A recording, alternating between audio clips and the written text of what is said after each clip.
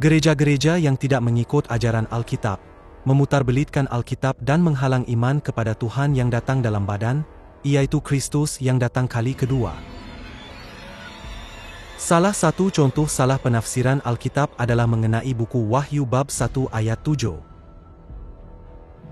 Rasul Yohanes meramalkan bahwa apabila Kristus datang buat kali kedua, dia akan datang dengan awan, dan setiap mata akan melihat dia.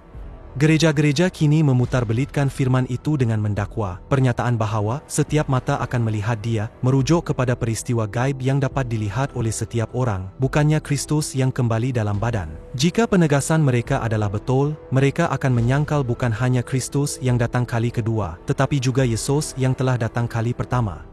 Adakah pernyataan Alkitab bahwa setiap mata akan melihat dia benar-benar bermaksud bahwa semua orang akan melihat dia melalui fenomena gaib? Melalui ramalan-ramalan tentang kedatangan Yesus yang pertama dan pemenuhannya, mari kita menunjukkan bahwa penegasan gereja-gereja kini adalah palsu. Kemuliaan Tuhan akan dinyatakan dan seluruh umat manusia akan melihatnya bersama-sama. Ramalan bahwa semua orang akan melihat kemuliaan Tuhan dipenuhi apabila Yesus dilahirkan di Bethlehem, Israel.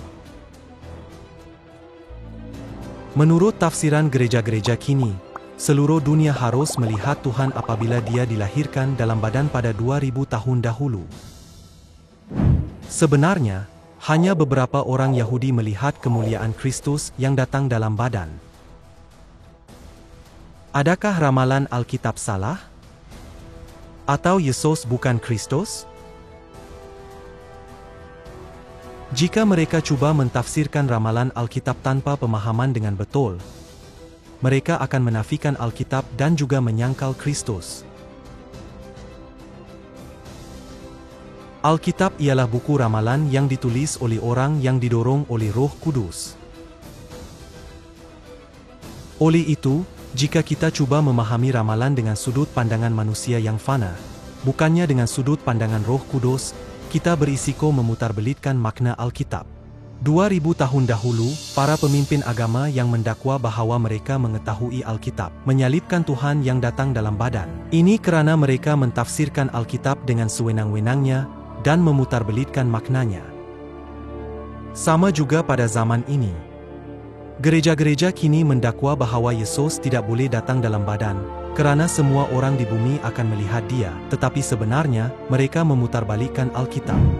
Sama seperti ramalan bahwa semua orang akan melihat kemuliaan Tuhan pada kedatangannya yang pertama, tidak bermaksud semua orang di bumi akan melihatnya.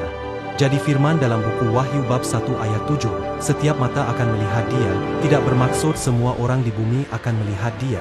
Ia bermaksud bahwa dia akan datang dalam badan supaya sesiapa sahaja dapat melihatnya. Dari buku Kejadian hingga buku Wahyu, Alkitab meramalkan bahwa Tuhan akan datang buat kali kedua dalam badan untuk menyelamatkan manusia.